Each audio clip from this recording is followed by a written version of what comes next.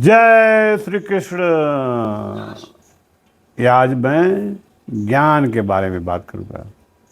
भगवान कहते हैं गीता में चौथे अध्याय का 33वां श्लोक है, श्रेयान द्रव्यमया यज्ञात् ज्ञान यज्ञ परम तप सर्वकर्माखिलम पार्थ ज्ञाने परिसमाप्यते।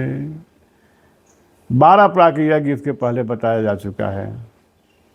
उसको सबको द्रव्य यज्ञ कहते हैं क्योंकि उसमें कोई पदार्थ की का प्रयोग होता है उस यज्ञ में। लेकिन उन श्रेयान द्रव्य में सब द्रव्य यज्ञों से बड़ा यज्ञ ज्ञान यज्ञ है। वो ज्ञान क्या है? अपने को जानना कि मैं कौन हूँ। और जब अपने को जान जाएगा तो कर्म के वो ही स्वरूप ही चिन्ह। जब अपने स्वरूप का ज्ञान हो जाएगा कि मैं कौन हूँ, वही ज्ञान है। वह ज्ञान इतना महान है कि उन्होंने कहा है कि अगर तुमके ज्ञान नहीं है तो तत्वदर्शी गुरु के पास जाओ। तद्धिद्धि परिपातेन परिप्रश्नेन सेवया उपदेशन्ति ते ज्ञानम ज्ञानिनः तत्वदर्शिनः। तो गुरु के पास जाओ और उनको प्रणाम करो, दंडवत प्रणाम करो और उनसे आग्रहपूर्वक प्रश्न करो, पूछो, सेवा करो। पहले सेवा करो गुरु की और गुरु को अपने प्रति विश्वस्त बनाओ और तब गुरु से प्रश्न पूछो। उनकी जानकारी के लिए नहीं, अपनी जानकारी प्राप्त करने की ज्ञान क्या है। तब तत्वदर्शी जो गुरु होगा, जिसको भगवान का साक्षात्कार हो गया होगा, वही ज्ञान दे सकता है। कोई गुरु नहीं ज्ञान दे सकता। जो तत्वदर्शी नहीं है, जिसे आत्म साक्षात्कार नहीं हुआ है, जो पैसा अपने हाथ से छूता नहीं है, ऐसा ही तत्वदर्शी गुरु होता है। जिसके जीवन का उद्देश्य शिष्य से पैसा लेना नहीं होता है, शिष्य को ज्ञान देना होता है। और जो गुरु किसी से पैसा लेता है या कोई सेवा लेता है, वह गुरु नहीं है। केवल वो गुरु ज्ञान देता है, क्योंकि ज्ञान के समान पवित्र करने वाला इस संसार में कोई वस्तु नहीं ज्ञानेन सदृशम पवित्रम यह विद्यते तत्स्वयं योग संसिद्धि कालेन आत्मनि विन्दति। ज्ञान के समान पवित्र करने वाला न कोई तीर्थ है, न गंगा है, न कोई देवी देवता है। यह ज्ञान कि मैं कौन हूँ, जब वह आदमी ज्ञान प्राप्त कर लेता है गुरु से। किस गुरु से? जो तत्वदर्शी हो, जिसे भगवान का साक्षात्कार हो चुका है, जिससे संसार से जो विरक्त हो चुका है। अगर संसार से विरक्त नहीं हुआ है, संसार के मान सम्मान प्रतिष्ठा से, तो वह गुरु नहीं हो सकता है। तो तत्व, इसलिए भगवान ने तत्वदर्शी गुरु के पास भेजा है। तो यद्गत्वा न पुनर्मोहमेवं यास्यसि पांडव येन भूतानि शेषेण दक्षस्य आत्मन्यतो मयि।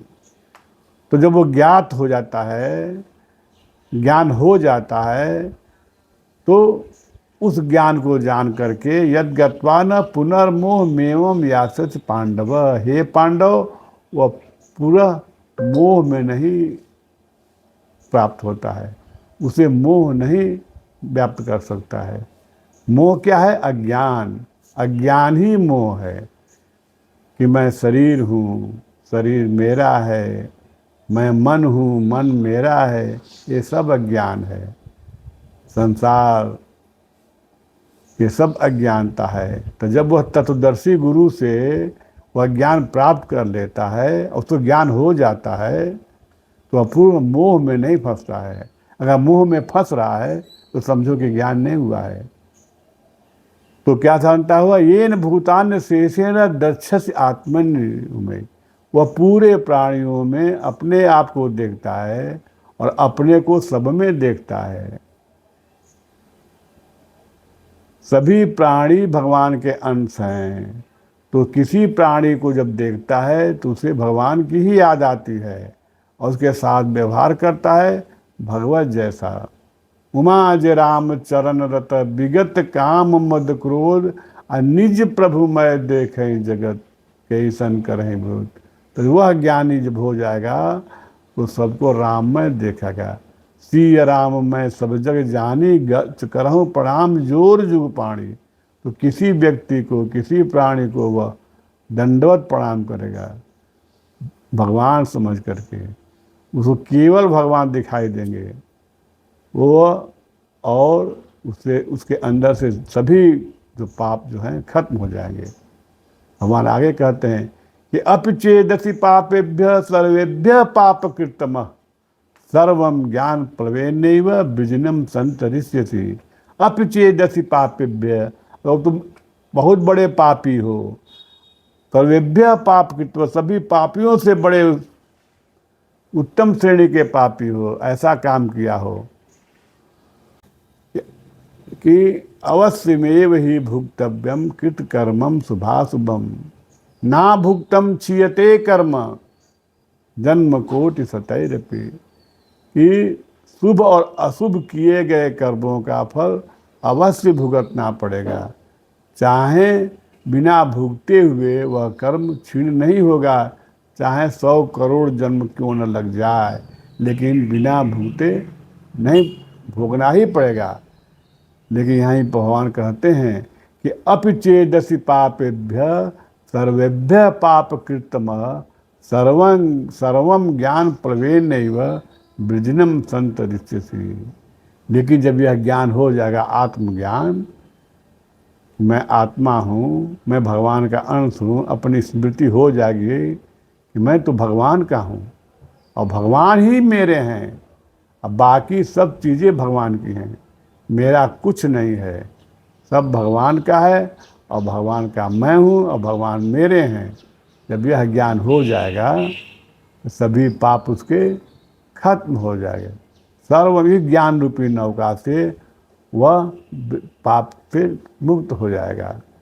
यथैधांसि समिद्धो अग्नि भस्मात् कुरुते अर्जुन, ज्ञानाग्नि सर्व कर्माणि भस्मात् कुरुते तथा। जिस प्रकार की समिधा की अग्नि पूरे ईंधन को जला के राख कर डालती है, उसी प्रकार ज्ञानाग्नि सर्व कर्माणि, यह जो ज्ञान की अग्नि है, सभी पिछले कर्मों को, चाहे पाप कर्म हो चाहे पुण्य कर्म हो, सबको जला के भस्म कर देती है। इसलिए हर व्यक्ति को इस ज्ञान को प्राप्त करना चाहिए। और यह प्राप्त कौन है? वह असली गुरु तो आपके अंदर ही बैठा है।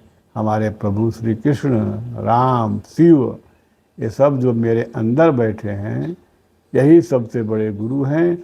और जब इनकी शरण में जाएंगे तो वह आपको यह ज्ञान दे देंगे। भगवान ने कहा ही है, मैं कल बताया था, एवं सतत युक्तानां भस्तां प्रीतिपूर्वकम ददामि बुद्धि योगम तम येन मामुपयान्ते। कि मैं जो मुझे भजता है, जो सब में हम ही को देखता है, भजने का मतलब कि सभी प्राणियों में परमात्मा को देखे और सबके साथ परमात्मा आने पर जैसा हम परमात्मा के साथ व्यवहार करेंगे, वही व्यवहार सभी प्राणियों से करें। और आहार में कभी भी मांस और मदिरा का प्रयोग न करें, वही हिंदू है। क्योंकि छांदोग्य उपनिषद में लिखा है,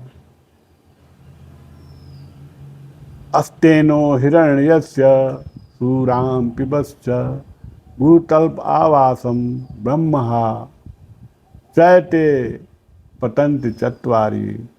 ये चारों पतन हो जाता है। कौन? जो धन की चोरी करता है, किसी दूसरे के धन को अपहरण करता है, जो शराब पीता है, जो व्यभिचार करता है, और जो ब्रह्म की हत्या करता है। तो किसी की हत्या करना ब्रह्म की ही हत्या करना है। जैसे जो लोग मांस खाते हैं, वो जीवों की हत्या करके मांस खाते हैं, वो जीव में भी वही ब्रह्म है, और ब्रह्म की हत्या करने वाला ही ब्रह्म हत्यारा होता है। जब सब ब्रह्म है, वासुदेव सर्वमिति, सब महात्मा सुदुर्लभ, सब वासुदेव हैं, तो किसी जीव की हिंसा करते हो, किसी जीव को दुख देते हो, तो आप ब्रह्म को ही दुख देते हैं। ऐसा व्यक्ति का पतन हो जाता है और पंचा आचरण तरयति, आज जो इसके साथ घुल मिल कर व्यवहार करता है उसका भी पतन हो जाता है। अगर हमें सनातन धर्म का और सनातनी हिंदू हैं तो हमको यह संकल्प करना पड़ेगा कि हम कभी मांस और मदिरा का प्रयोग नहीं करेंगे।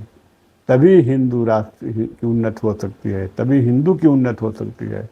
तो जो हिंदू की उन्नति करना चाहता है, हिंदुत्व में अपने को जीना चाहता है, कम से कम यह 2 संकल्प तो आज ही ले ले कि मैं अपने जीवन में कभी मांस और मदिरा का प्रयोग नहीं करूँगा। तभी कल्याण होगा, अन्यथा कल्याण नहीं होगा। जय श्री कृष्ण।